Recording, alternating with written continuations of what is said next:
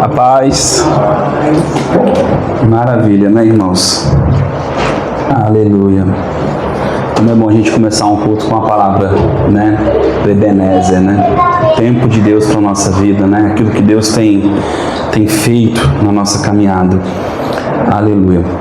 Nós estamos no final de um ciclo, né, de calendário, de ano. E eu perguntava para Deus, qual é o tipo de mensagem que o Senhor quer trazer para a igreja hoje? Né? A gente hoje tem muitas pessoas celebrando a virada do ano de diversas formas. E Deus falou no meu coração sobre o 7. Eu não sei se vocês têm conhecimento a respeito de qual o significado do numeral 7 na Bíblia. Quando você vai estudar a Escritura, você vai perceber que Deus, toda vez que termina um ciclo ou fala de tempo, ele usa o número 7. Amém? A profecia, por exemplo, da igreja, ele fala de 70 semanas, sempre está relacionado ao 7. Meio tempo, 3 anos e meio, amém? Sempre o 7. E eu queria começar a leitura bíblica aqui no livro de Eclesiastes, capítulo 3. É um texto muito conhecido, né? E eu quero que os irmãos pensem agora a respeito de uma coisa. Deus está preso ao tempo? Deus não está preso ao tempo, Deus está na eternidade. Amém, irmãos? O tempo de Deus, ele é diferente do nosso tempo. Só para vocês terem noção, o calendário bíblico, ele não é o calendário nosso, ele não é o calendário romano, ele é o calendário judaico. O tempo de Deus é o tempo da eternidade. Eclesiastes capítulo 3, irmãos. Amém? E Deus, ele vive no Kairos. O que é o Kairos? É o tempo de Deus. Deus, ele acessa todos os tempos em todos os momentos. Amém? Nós vivemos no Cronos, onde nós contamos, onde nós estamos presos ao tempo. Eclesiastes capítulo 3, ele fala assim, ó: tudo tem o seu tempo determinado e há tempo para todo o propósito debaixo do céu. Há tempo de nascer, tempo de morrer, tempo de plantar, tempo de arrancar o que se plantou, tempo de matar, tempo de curar, tempo de derrubar e tempo de edificar, tempo de chorar e tempo de rir, tempo de prantear e tempo de dançar. Sabe o que é interessante? A gente normalmente quer viver sempre o tempo do gozo, o tempo da alegria, o tempo da conquista, o tempo do novo. Sim ou não? Nós preferimos esse tempo. Mas você sabia que dentro dos tempos nós também aprendemos? Eu como um bom gordinho, eu sempre falo sobre o exercício físico. Por quê? Nós sabemos que dentro da academia, quando você vai para a academia e você começa o exercício, aquele tempo parece uma coisa assim absurda, né? Porque você vai sentir dor, você vai olhar e você vai sair no primeiro dia, você vai dizer assim, caramba, sem resultado nenhum, continua gordinho, continua igual, porque o tempo é assim.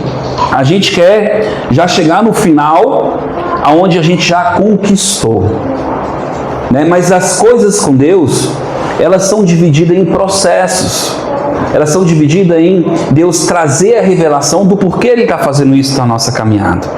Por isso que essa virada de ano, que para muitos é um tempo de festejar, para nós tem que ser um tempo de refletir.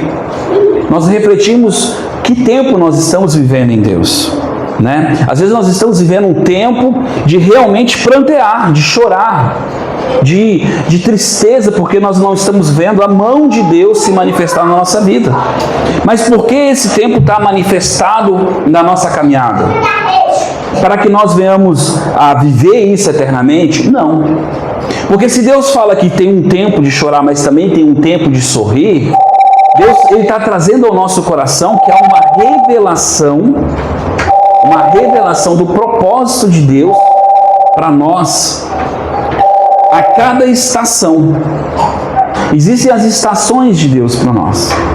Então, quando fala do tempo de sorrir, do tempo de se alegrar, do tempo de chorar, do tempo de plantar, irmãos, quando alguém está plantando alguma coisa de verdade, para e pensa, Você acha que alguém está plantando alguma coisa que não entende do processo se alegra?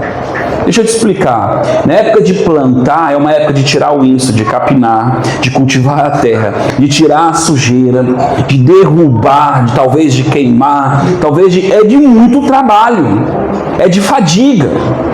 A época da plantação é uma época de fadiga. Mas quando você passa por esse processo do plantar, qual é a tua expectativa? O colher. O pegar o fruto na mão. Mas se você não passa por esse processo, você nunca vai ter o fruto na mão. Mas se você não, quando você tiver o fruto na mão, você não guardar a semente, você vai ter um ciclo que se encerra e não se retorna. Você percebe como é importante você entender que os ciclos se passam, mas você tem que pegar o aprendizado daqui, o resultado daqui e semear em outra coisa e construir outra coisa. Por isso que a Bíblia fala que é melhor ir no enterro do que numa festa. Eu pergunto para vocês, quando você ouve isso, você fala assim, que absurdo, ninguém gosta de enterro. E é verdade, ninguém realmente gosta. Mas para e pensa, quem nunca foi no enterro e falou assim, nossa, era tão novo? Ou quem sabe, nossa, ele viveu muito, e esse aí já estava cantando para subir. Você percebe que sempre há um tipo de reflexão a respeito daquela pessoa que estava ali. Nossa, ele era tão querido, mas não tinha ninguém por ele. Não vejo ninguém aqui no velório. Sempre há uma reflexão. Sempre há algo a se pensar no enterro. Na festa, você só deixa a vida te levar. Você não está ali para refletir, você está ali para se alegrar e não pensar no amanhã. Por isso que quando ali ele vem e traz esse pensamento, ele está querendo dizer para você que quando você chega num momento de reflexão, faz você pensar e mensurar a respeito da tua vida. Sabe, eu separei um texto aqui também, lá no livro de Gênesis, bem difícil, irmão. Primeiro livro da Bíblia, primeiro capítulo, amém? Aleluia. Lá no verso 31, aqui fala da criação. Assim como nós passamos por processos e por ciclos, Deus também tem os seus ciclos. Deus também tem as suas etapas de formação das coisas. E aqui no verso 31 ele fala a respeito do último tempo do ciclo da construção do mundo. E adivinha? Nós estamos entrando no 7. Amém? Por quê? Porque Deus estava ali até o 6 construindo. No 7º, que é o dia da plenitude de Deus, que é o dia da obra completa, é o dia daquilo que está pronto, formado, Deus descansa. Isso é interessante, né? Olha que interessante. Viu Deus que tudo o que tinha feito e o que era muito bom. E houve tarde e manhã. Esse foi o 6º dia. Ou seja, primeiro dia trabalhou, segundo dia trabalhou, terceiro dia trabalhou, quarto dia trabalhou, quinto dia trabalhou, sexto dia trabalhou, no 7º, olha o que ele vai fazer. Assim os céus, a terra e todo o seu exército foram acabados. Havendo Deus acabado no 7º dia a obra que fizera, descansou nesse dia de toda a sua obra. E abençoou Deus o 7º dia e santificou, porque nele descansou de toda a sua criação que fizera. Quando você vai ver a simbologia do 7, você vai ver os 7 Espíritos do Senhor. Você sabia que na Escritura fala que Deus tem 7 Espíritos? Que esses 7 Espíritos formam Deus? Interessante, né? Que é o candelabro. Ele tem 7 Espíritos, que representa ali Deus. Quando você vai ver na Escritura, você vai ver que quando Deus fala de plenitude, de tempo, ele trabalha com, por exemplo, quer ver uma coisa? Quer ver algo que é completo que a gente não percebe? Quando devo perdoar? 70 vezes 7. Que quer dizer o quê? Sempre. O perdão tem que ser a tua natureza. Tem que ser uma obra completa na tua vida. Interessante, né, irmãos? Quantos espíritos saiu daquela mulher? 7. Porque o 7, ele fala de uma obra pronta. Então, Deus ali pegou e terminou aquela libertação naquela mulher. Interessante isso, né? Aí a gente vai ver, eu peguei e separei um outro texto, aqui em Josué capítulo 6, que também vai usar o 7. Irmãos, a Bíblia está repleta do número 7. Em Apocalipse você vai ver 7 em tempo todo. Por exemplo, nós vivemos a era da igreja. Quantas igrejas são? 7. Por quê? Fala da plenitude do povo de Deus. Interessante, né? Então, a obra de Deus, ela sempre é o 7. Você sabe quem é o 7 para nós na Escritura? Cristo. Cristo é o sábado. Cristo é o descanso de Deus. Cristo é a obra completa de Deus para o homem. Legal, né? Cristo é o nosso sabá, o nosso descanso. Cristo é a terra de Sião, é a promessa. Agora a pergunta é: a promessa que veio por Cristo, ela é algo que vai acontecer ou ela é algo que já aconteceu? Só que é tão interessante que a Bíblia diz que para Deus, desde a criação está pronta. Porque o tempo de Deus ele é diferente do nosso. Consegue entender? Deus é eterno, então ele já viu todas as coisas prontas. Para que eu viva as coisas de Deus prontas, eu tenho que ter a revelação. Que essa revelação, quando ela entra no meu espírito, ela se torna fé, ela se torna verdade. Irmãos, se eu conheço um caminho para um lugar e alguém fala para mim seguir outro caminho, eu vou seguir? Claro que não, porque eu sei o caminho. Por isso que Jesus ele veio como caminho. Quando eu entendo que de fato Jesus é o caminho, qualquer outro lugar não é caminho. Entende isso? A obra de Cristo, a obra de Deus, ela é um processo dentro do homem, porque o homem tem um tempo diferente de Deus. Para o homem absorver e entender as coisas, ele precisa passar por fases, por processos. Por exemplo, quando vem a dor, você lembra que tem mão. Você machuca a mão, você, ai, minha mão. Sim ou não, irmãos? É assim. Às vezes você nem lembra para que serve que o teu olho pisca o tempo todo, ou coisa parecida, mas quando o teu olho começa a doer, você diz, ai meu Deus, meu olho. Mas você viveu o tempo todinho e nem sabia que tinha olho. Não é que você não sabia, mas você não percebia. Você não percebia que ele piscava. Às vezes você está ali normalzinho, de repente ele começa a vibrar assim, seu olho. Já aconteceu isso com você? Comigo já aconteceu. Aí você, nossa, meu olho está vibrando. Mas não é uma coisa normal, mas naquele momento você teve percepção do seu olho. Aí a pergunta é, Deus cria algo incompleto ou imperfeito? Claro que não. Quem criou a dor? Foi o Senhor. Para que Deus criaria a dor? Deixa eu te dizer uma coisa. Existem pessoas que têm um tipo de câncer, hanseníasmo, acho que é o nome, que é câncer na pele. Você perde os sensores e você não consegue mais perceber calor ou frio. Essas pessoas, quando elas colocam a mão no fogo, elas não tiram a mão, porque elas não sabem que está queimando. Você sabia que a dor, ela faz você se proteger? Porque quando você bota a mão no fogo, o que você faz? Você tira na hora. A dor, ela faz a gente refletir. Mas é o processo da vida, o prazer de Deus ver a gente sofrendo? Não. O prazer de Deus é que a gente aprenda. Botei a mão no fogo, tirei. Opa, não vou mais por ali. Eu caí, já não quero mais cair. Agora eu quero andar em pé. Você percebe? Sabe quando que o filho pródigo lembrou de Deus? Quando ele estava comendo com os porcos. Me levantarei e irei. Ele teve que ter uma conduta. Sabe quando ele percebeu que era amado? Não foi quando ele decidiu voltar. Foi quando ele entendeu que não merecia aquele perdão.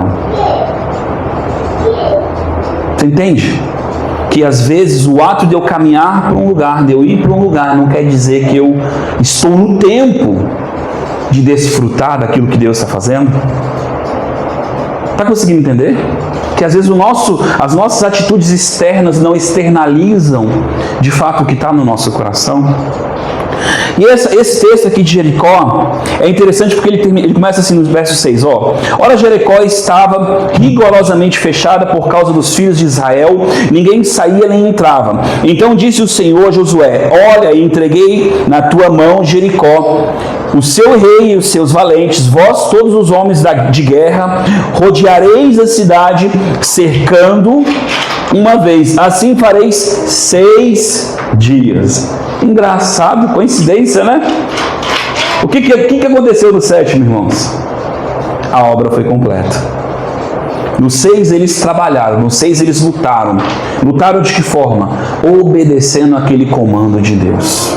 Amém? Olha que interessante. 7 sacerdotes levarão a trombeta. Por que não 8? Por que não 10?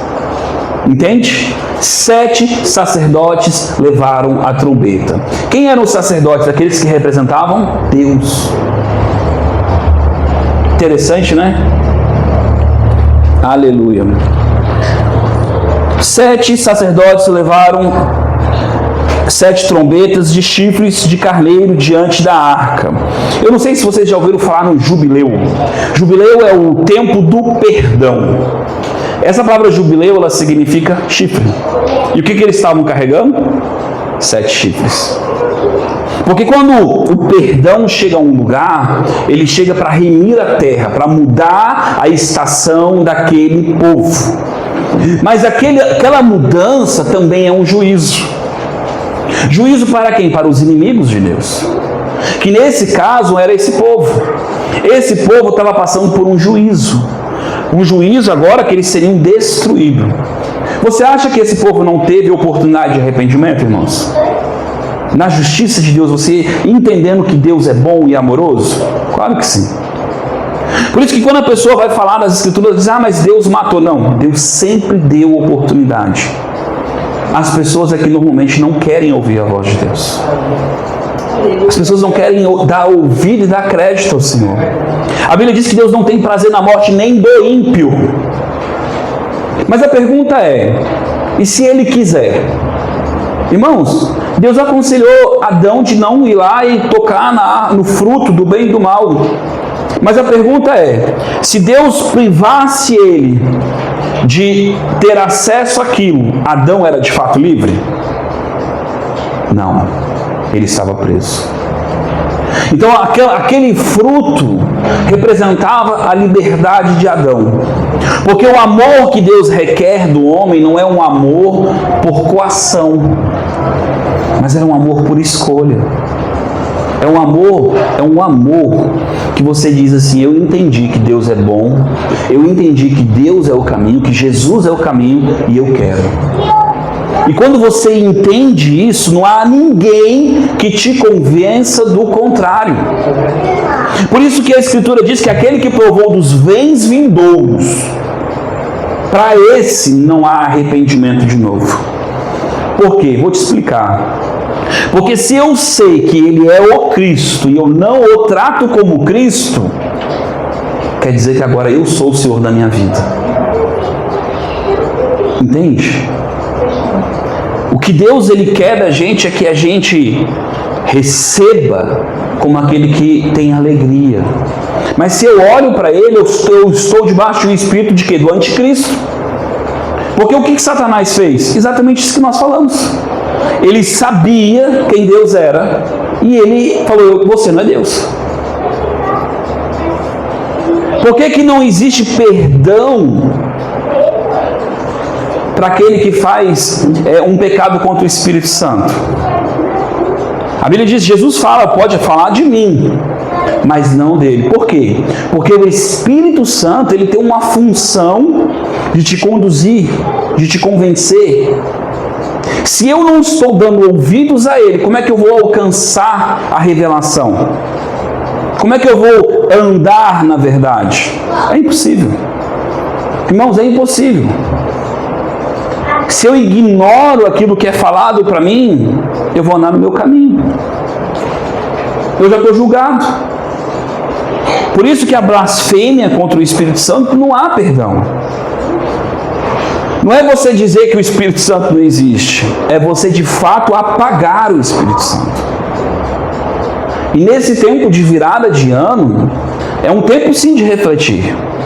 Qual o tempo que nós estamos vivendo em Deus? E nós sabemos que nós temos várias áreas da nossa vida, vários lugares da nossa vida que nós estamos marchando esses 6 dias, porque Deus deu um comando para nós, Deus deu uma palavra para nós, mas também nós precisamos entender que para que o 7º dia venha na nossa vida, o dia de descanso, o dia de você gozar daquilo que Deus está fazendo na tua vida, você precisa estar com o coração muito tranquilo de que o Senhor é o caminho de fato para você. Que Ele é a verdade, que Ele é a tua mão, Ele é a tua força, Ele é a tua segurança. E às vezes nós estamos buscando soluções que de fato elas não geram esse resultado. Sabe, hoje eu estava conversando com uma pessoa e eu falei sobre o rei Asa. Eu não sei se você já ouviu falar no rei Asa. O rei Asa era um rei pequenininho, irmãos, bem pequenininho. E ele estava sendo para ser destruído por outro rei. Ele seria agora destruído por outro rei. E ele clamou a Deus e disse: Deus, me ajuda. Deus, me ajuda, eu preciso da tua ajuda. Como é que eu vou enfrentar esse reino que é tão poderoso? E aí a Bíblia diz que Deus falou assim: porque tu me clamou, eu vou te ajudar. Aleluia. Como é importante a gente clamar ao Senhor, né?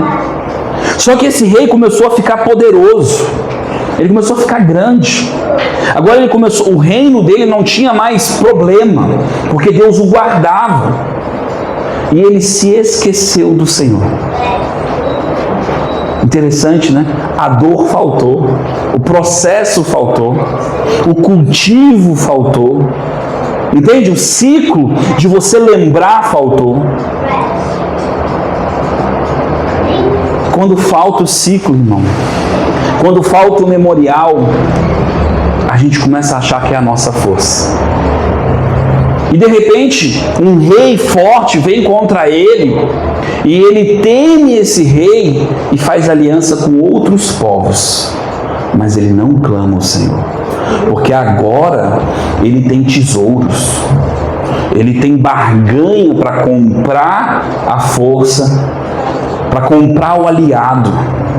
Agora ele pode usar de atributos físicos para proteger a sua vida. Quantas vezes nós fazemos isso? E eu até comentava com essa pessoa hoje, eu disse assim: em vão guarda os sentinelas se Deus não guardar. Claro que existem sentinelas, claro que existem coisas físicas que nós utilizamos para que nós tenhamos o resultado esperado. Mas a confiança, o que movimenta isso, tem que ser o Espírito de Deus. A motivação tem que ser o Senhor. E sabe, Deus levanta um profeta para chamar a atenção desse rei. E sabe o que esse rei faz? Esse rei bate no profeta. Ele fere o profeta. Ele prende o profeta. A Bíblia diz que ele adoeceu de uma dor na perna, uma enfermidade. E ele ficou muito doente. Mas sabe qual era a profecia para o rei? Era assim: porque você buscou outros povos e não buscou a mim, todos você vai ganhar, mas esse povo que você buscou aliança vai te destruir. E eu, Deus, queria te dar ele, mas você não me buscou. Pesado, né? E aí, em vez dele clamar ao Senhor, ele ficou com raiva da mensagem e feriu o mensageiro. Por quê? Porque a nossa vaidade, o nosso intelecto, a nossa força faz a gente apagar a voz de Deus. Eu sei como é que faz isso. Por isso que a Bíblia diz que quem não refreia os lábios é tolo.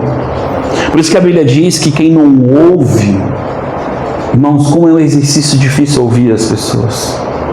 Como a gente se precipita em falar. Como a gente corta aqueles que estão nos comunicando algo.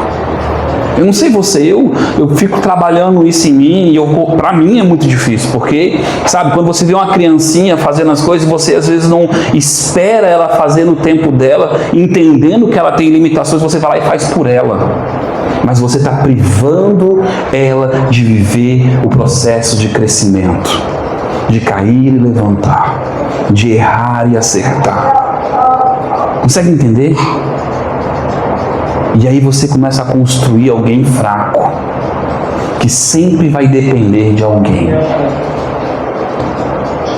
Se nós não tivermos as nossas experiências, nós sempre vamos buscar um Moisés, o santo que ore por mim, o mais santo que é a boca de Deus para mim. Pastor, é errado eu ter uma palavra profética? Claro que não, a Bíblia diz que sem profecia o povo se corrompe. Não é sobre você não ter uma palavra profética, é sobre você não ter relacionamento com Deus. Consegue entender a diferença? A profecia, ela vem e ela te sustenta, ela vem te dar força, ela te dá ânimo, ela vem e diz assim, eu sou contigo.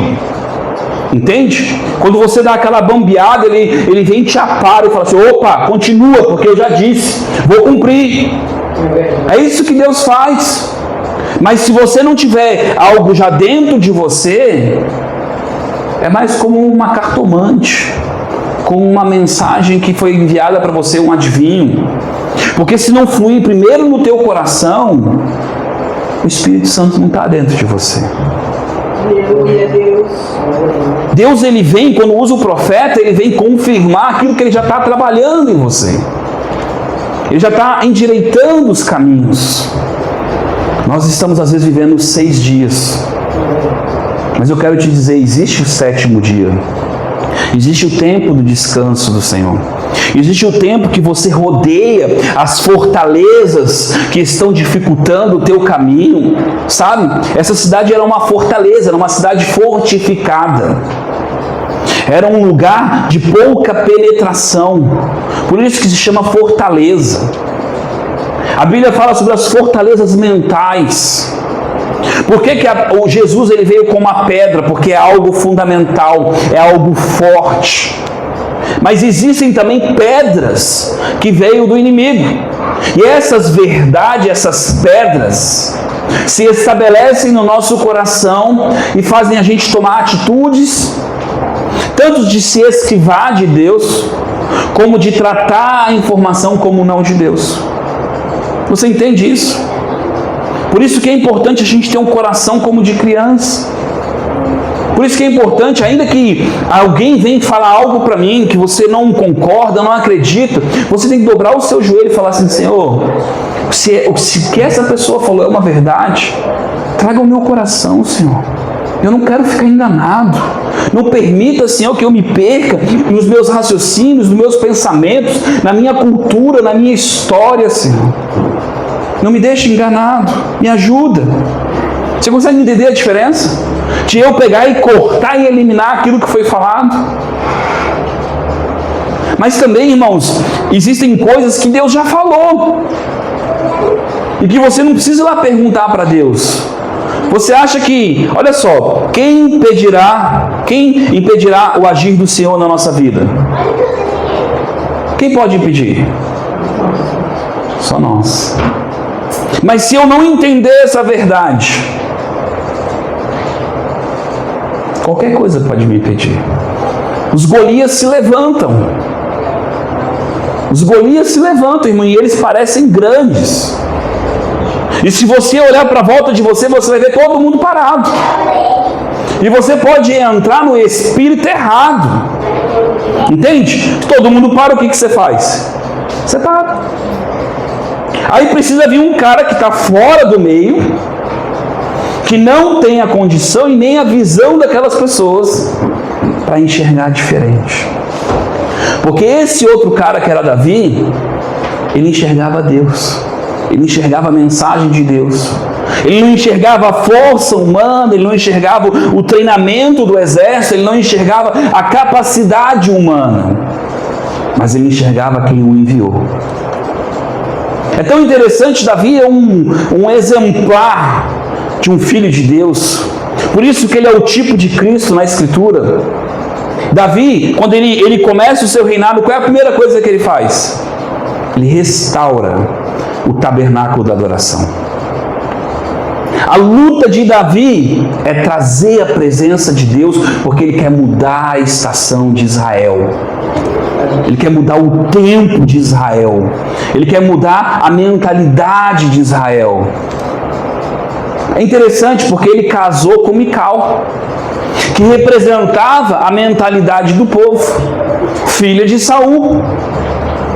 De repente, Davi, ele chega, começa a carregar ali a presença de Deus, os bois tropeçam.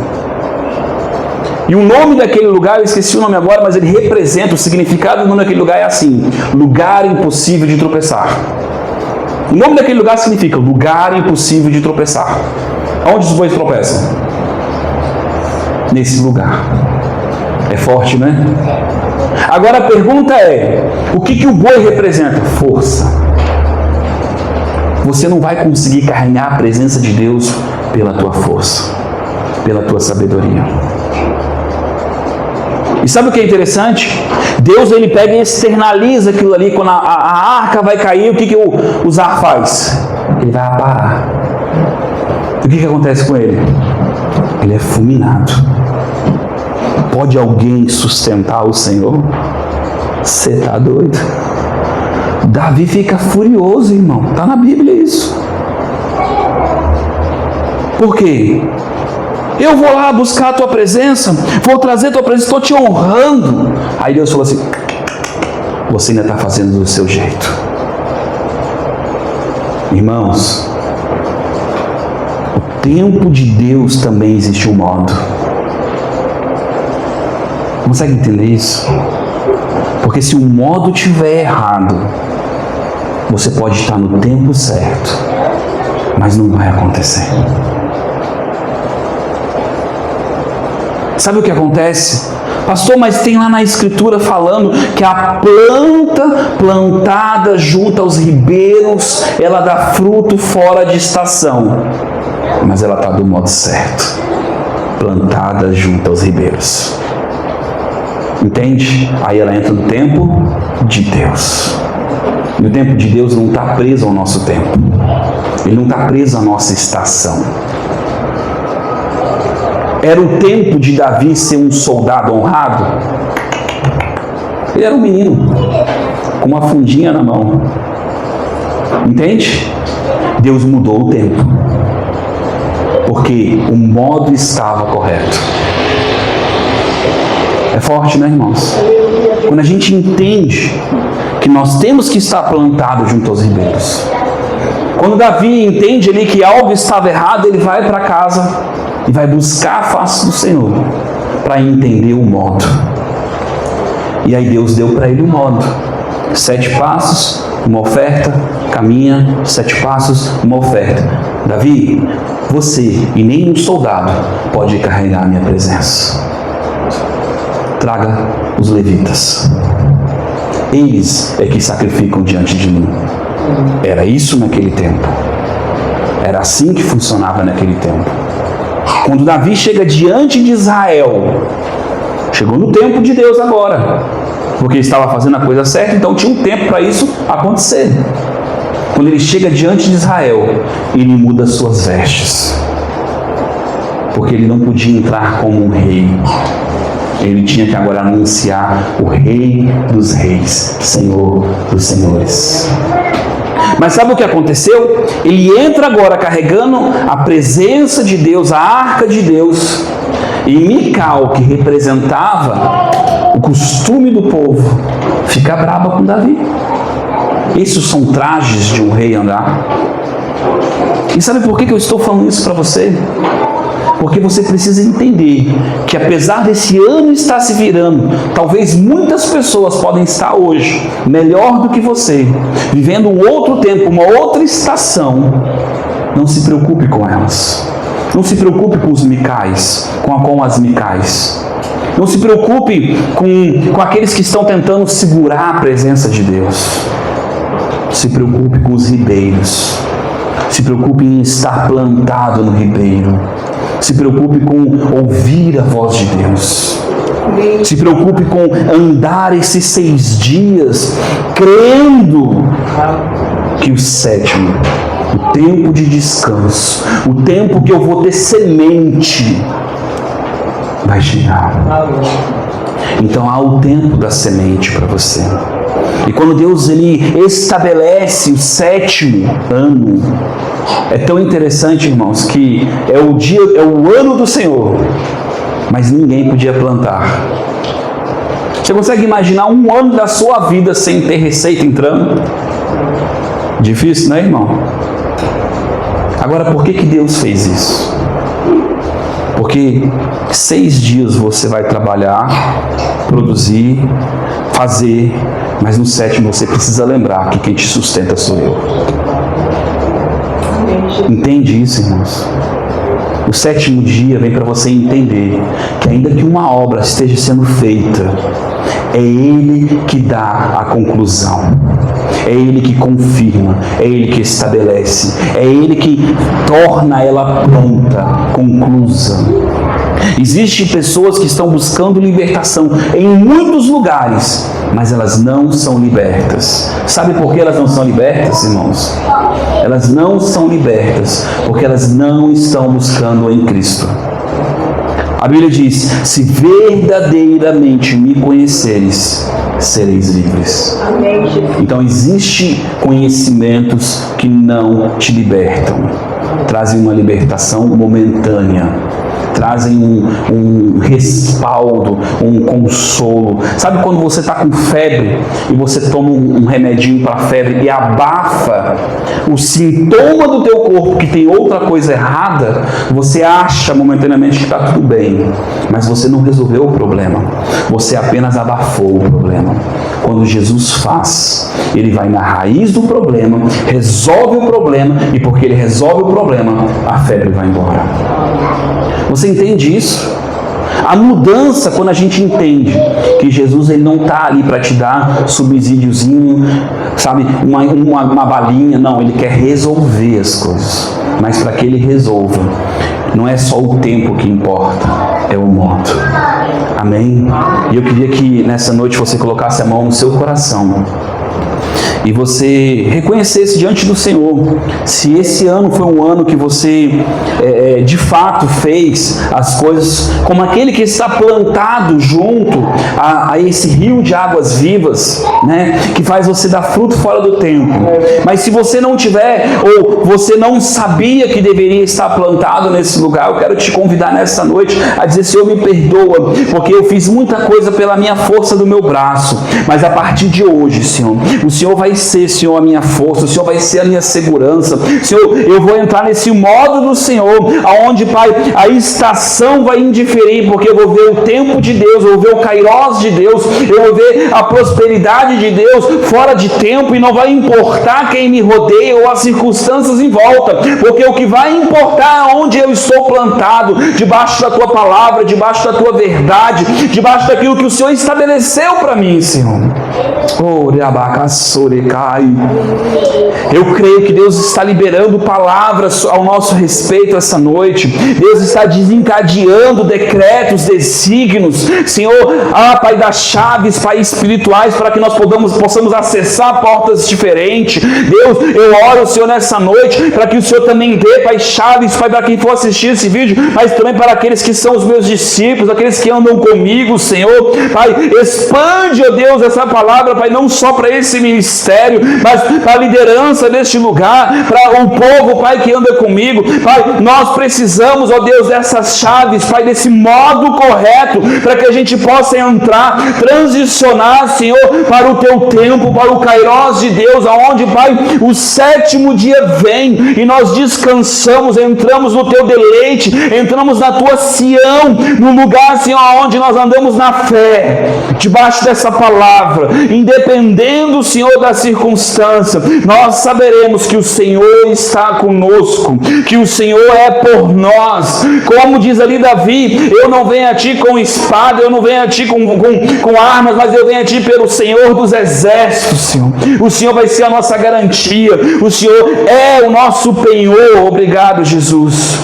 Obrigado, Jesus, porque nessa noite, assim, Senhor, como o Senhor disse ali, Pai, em Gênesis, Pai, que nós lemos, capítulo 2, o Senhor abençoou a obra. Hoje, Senhor, o Senhor está abençoando, Senhor, a nossa vida, o Senhor está abençoando a nossa casa, o Senhor está abençoando os nossos negócios, o Senhor está abençoando os nossos empreendimentos, o Senhor está abençoando a nossa saúde, o Senhor está abençoando a nossa prole, o Senhor está está abençoando os nossos projetos, o Senhor está abençoando esse ano que vai entrar, Senhor, o Senhor está abençoando, Pai. Obrigado, Senhor, pela tua bênção, Senhor, sobre a nossa vida, pela tua plenitude, Senhor, sobre nós, por esta paz que representa também plenitude, Senhor. Essa paz, Senhor, que nós estamos hoje, Senhor, recebendo de Ti, ó Pai. Obrigado, Senhor. Obrigado, Jesus, porque o Senhor hoje está nos entregando a obra completa, o ano perfeito do Senhor para nós, e nós vamos viver o melhor de Deus no modo correto, Senhor. Nós cremos, Senhor, nessa palavra, Pai. Obrigado a Deus, em nome de Jesus. Amém. Deus tem esse numeral para nós. Deus tem esse tempo para nós, o 7, a perfeição de Deus, o tempo completo, a obra completa. Nós vamos viver esse tempo. Amém? Deus abençoe. Amém? Pastora, pode encerrar? Em nome de Jesus. Amém? Irmão, se você quiser ofertar, sinta-se à vontade no final. Amém? E eu queria que você levantasse as mãos para o céu e você dissesse, pode ficar de pé rapidinho, irmão. Se você dissesse assim, Senhor, muito obrigado. Senhor, muito obrigado. Muito obrigado por este ano. Diga comigo, irmãos. Obrigado. Senhor, muito obrigado por este ano, pelo que o Senhor tem feito.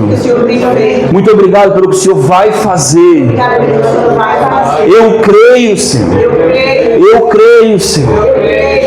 Hoje, Senhor, as minhas raízes estão plantadas no Teu ribeiros. E eu vou ver os frutos fora de tempo e no tempo correto também, porque eu vou viver o sobrenatural de Deus.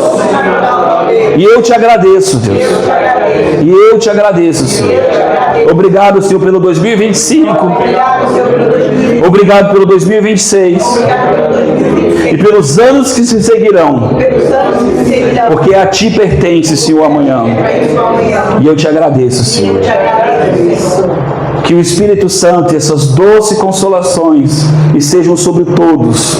Que todos digam amém. Que você tenha um resto de noite abençoado, uma virada de ano abençoada, mas acima de tudo, que você saiba que o Senhor é contigo. Amém? Que você possa refletir com tudo que foi dito, mas acima de tudo, pelo que o Senhor tem feito na tua vida. Amém, irmãos? Deus abençoe. Está encerrado em nome de Jesus. Amém?